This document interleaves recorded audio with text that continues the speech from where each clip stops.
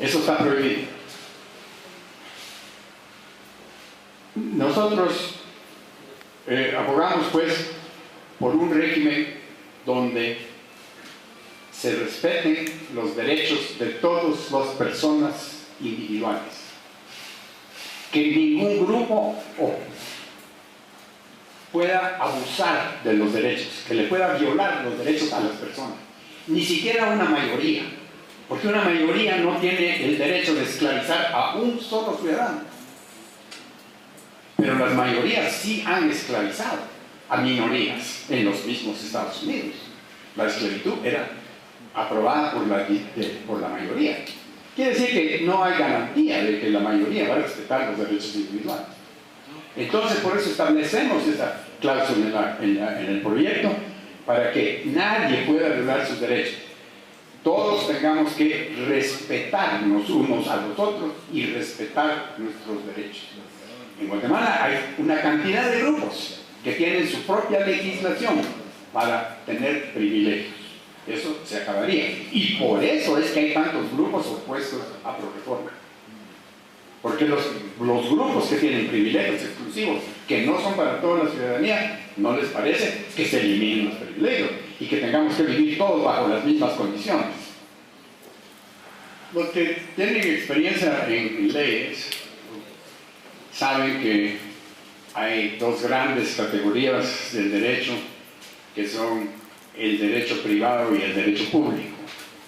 El derecho privado siendo el que rige entre las relaciones entre personas particulares, como el Código de Comercio, el Código Civil y otros códigos. Y está el derecho público, que es el manejo propiamente del gobierno, las leyes que se emiten para gobernanza, el derecho público. Nosotros, reconociendo la diferencia en el fondo de esas dos categorías de derecho, proponemos la creación de dos cámaras. Una Cámara de Diputados para manejar al gobierno con el poder político, igual que como lo tiene hoy día, electos popularmente, representando regiones del país, cuidando los intereses de sus electores para poder merecer reelección futura. Y esa Cámara la llamamos Cámara de Diputados, y los decretos que emite le llamamos legislación. A diferencia de un Senado, que lo que emite le llamamos ley. En otras palabras, estamos diferenciando por su carácter los distintos tipos de ley y asignándoselo a cámaras distintas. Como dije, la Cámara de Diputados es la que tiene el poder, la que fija el presupuesto. ¿Qué más poder que fijar el presupuesto? Y la que dispone con el gobierno, con el ejecutivo, los ministerios y las relaciones, etc. El Senado no tiene poder político alguno, como se critica repetidamente que estamos proponiendo un Senado que tiene poder sobre todo. No tiene poder político absoluto, por varias razones. Una razón es la naturaleza de su encargo. Uno no tiene poder con un código civil, con un código penal, con un código de comercio, porque el poder consiste en asignar a grupos o personas algo que no se le agrega a los otros. El poder consiste en poder hacer favores, en poder corresponder a grupos que le hicieron el favor al político. Pero eso no se puede hacer con las funciones asignadas al Senado. Así es que esa acusación que tanto se oye demuestra que no han leído lo que están criticando, cosa muy común en nuestro medio.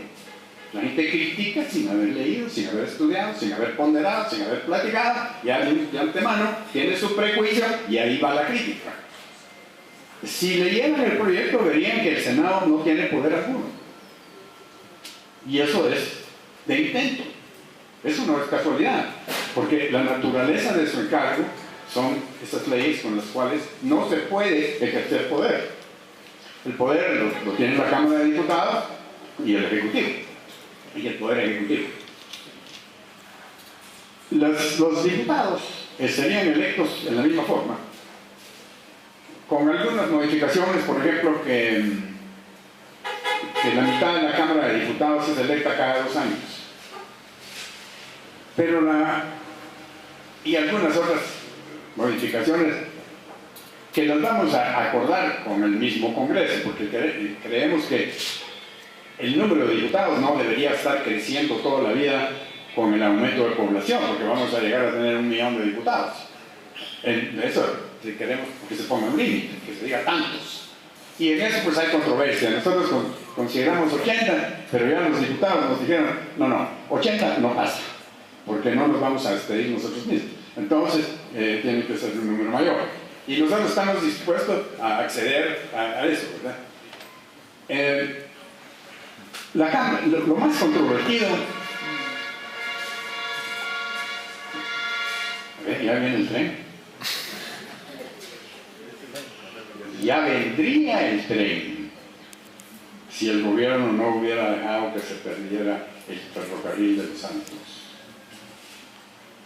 Porque nuestra capacidad de destrucción es increíble. Aquí voy a hacer un paréntesis.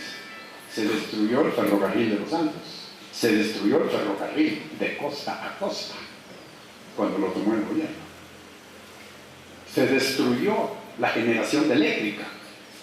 Y cuando ya los apagones eran insoportables para el país, se empezó a dar a la iniciativa privada que generara electricidad. Y si no, nos hubiéramos quedado en la oscuridad. Destruyó las compañías de comunicaciones. Y ya no teníamos teléfonos. El teléfono costaba, en una casa podía costar $2,000, $3,000, etc. Y a veces más cuando la necesidad imponía eso. Hubo anuncios donde se decía, se vende teléfono con casa. Y afortunadamente se democratizó, ese es un buen nombre, la telefonía. Y ahora hay más teléfonos celulares que habitantes. El cable cundió en toda la República, porque la inutilidad del gobierno de entonces ni se dio cuenta de lo que estaba pasando. Y para poner cable, como ustedes saben, alguien quería poner su antena y le pedía permiso al alcalde para tender cables en la calle, y a veces se lo pedía, mire señor alcalde, me da permiso de poner el cable, y el alcalde decía, está bueno pues, sin trámite, sin papelería, y todo el mundo tenía cable, pero no tenía teléfono. Hoy día hay más teléfonos que habitantes.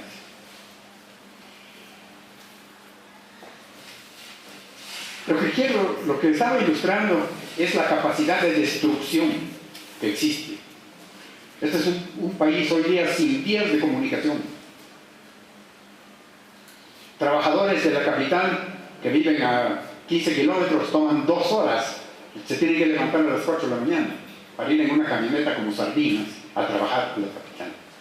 Eso es vergonzoso, eso es inaceptable, eso es fracaso.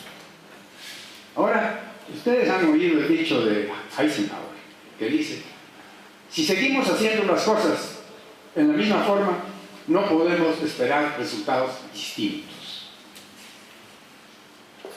Nosotros estamos proponiendo otra forma de hacer las cosas.